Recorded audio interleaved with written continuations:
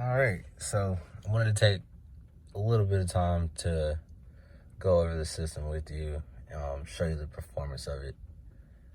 So, hold on. First, let me show you what's new. So we got new pods in here, fiberglass pods. I made them myself. My buddy helped me do it. It took a little bit, but we got it done.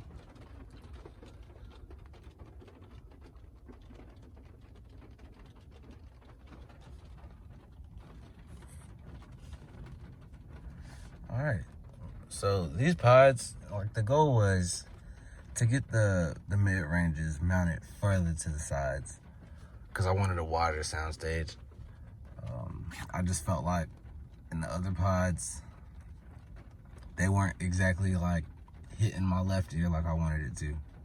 The right side was incredible from the jump, but the left side, I just didn't feel like it was reaching out to my left ear. The soundstage wasn't horrible. It just, like I said, it wasn't reaching my left ear. And another thing about them, they weren't big enough for these to really operate as low as they wanted to. Now, like before, if you crossed them at 200 hertz, you would be losing some information, even at 200 hertz. The FS is 107. So, you know, putting them in these bigger pods, I have them crossed at 125 and they play perfectly. They play perfectly. It's like a bigger speaker is here. Not even gonna like bullshit you. You're getting like mid bass out of these right here. Mid bass as if, you know, it was in the door almost. Not quite, but you know, you get what I'm saying. It's able to work in this setup, and it's a very flat sounding system altogether. After having it tuned, at least, it sounds really good across the whole bandwidth. There's no harshness. I don't have any complaints. So these are the tweeters in the front.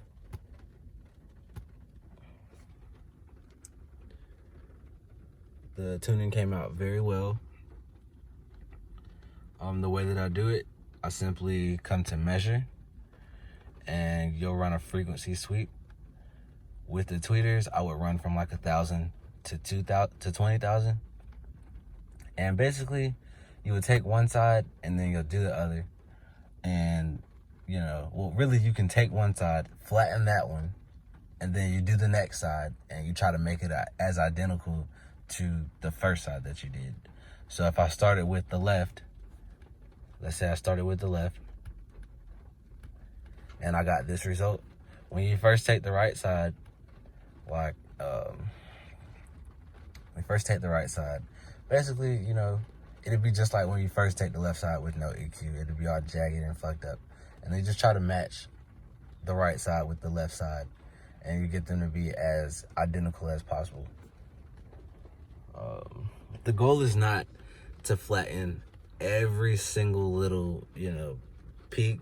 You're just trying to get it as flat as possible, but you don't want to get it flat, if you get what I'm saying. That's not the goal. You still want to have a little bit of ripple in it, because that's kind of like a live sound where it's interacting with the environment a little. You just want it to roughly be flat. So you want it to follow a curve, you know, or a line that you're trying to target. So those are the tweeters. These are the mids. The mids are way harder to tune than tweeters. I want you guys to remember that when you do your tuning. That's probably going to be any setup, because in the other pods and in these pods, these were the hardest to tune. I want to say the mid-ranges are harder to tune even than the doors, because your doors, like, you're going to get what you're going to get. You know, like, it's not much you can do. It takes a whole lot more tuning for the 3-inch than it does for the doors. And that's because the 3-inch is gonna play a wider band altogether. Yes, the doors will play lower, but the 3.5s or 4 inches, 3 inches, whatever you're using, they're gonna play much higher. So you have to be able to do both, like high and low, depending on how low the ears play. And because more than likely you're gonna have them up top, closer to windows, they're gonna have more room interaction and room interferences that you have to deal with. Now, the left woofers and right woofers, we were able to get them near identical. That curve is not, that's not a ideal curve. If, I had kick pods where, they weren't in the doors or they're firing closer to you, you can get more of these peaks smooth out, like the peaks and the dips. But because of where they are, they're just not ideal to play but a narrow bandwidth. So we only have them playing from 40 to 125.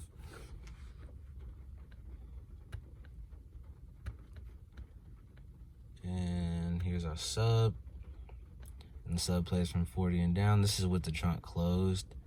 With the trunk open, the curve becomes much more like this at the end of 30 hertz. It keeps going up.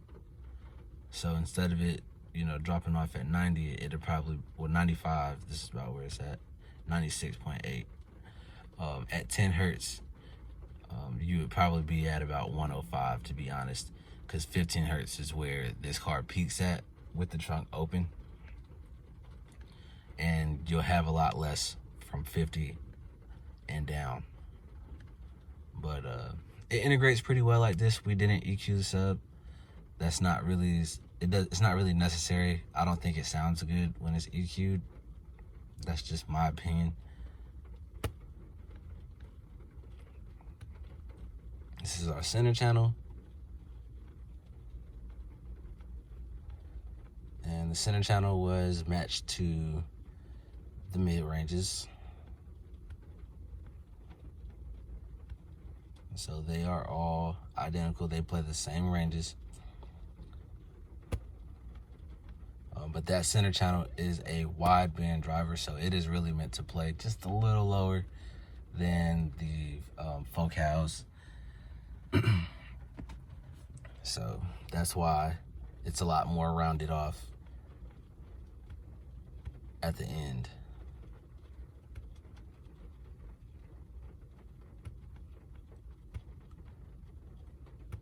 So here are our rear drivers. These actually came out to be pretty good to be rears as a two-way as well. So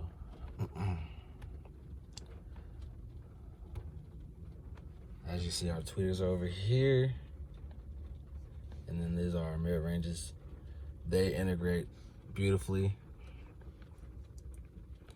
No complaints whatsoever about the rear right now, but I will be doing fiberglass pods for those as well, just so they can play a little lower. And those are 3 inches and not 3.5 like the Utopias.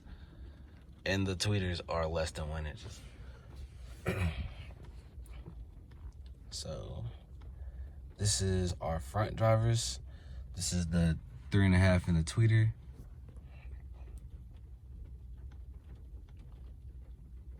And this is our rear.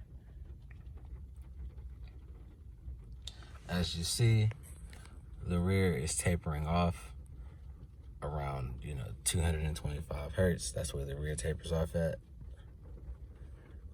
And that's where having the fiberglass pods in the back with the larger enclosure will help that, because that's what the fronts were doing when I had those in the little A-pillar pods that they were in.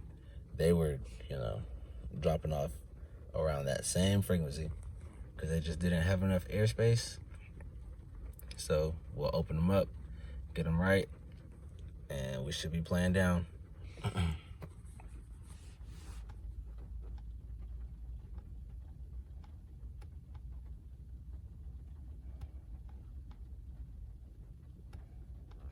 But all in all, the system sounds incredible. I'm not gonna lie to you. It sounds incredible.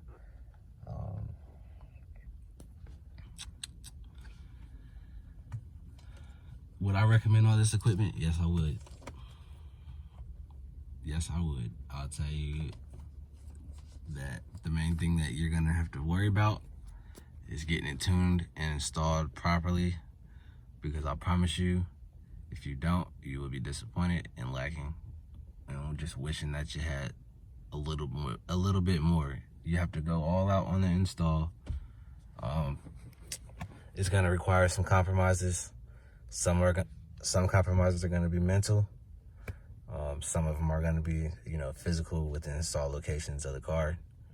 But, to get the most out of your speakers, you're gonna have to realize that, hey, you're spending $4,500 on, the front door speakers or the front stage. Like, hey, are you gonna just chuck it up there and call it a day, or are you gonna try to get the most out of your money? That's really what's gonna make or break a setup like this. So yeah, I'll post a video of the system playing at a later date. I just wanted to, come give a rundown of the performance of the system.